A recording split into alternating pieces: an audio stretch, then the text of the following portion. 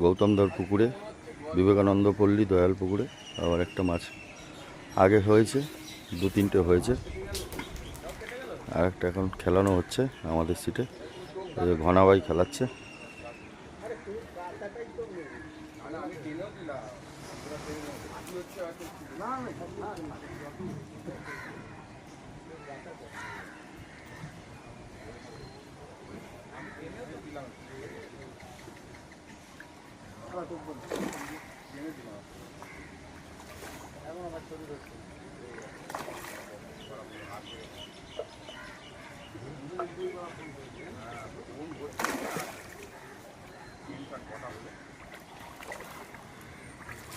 ওই কেজি লাইনের একটা কাতলা মাছ বন্ধুরা,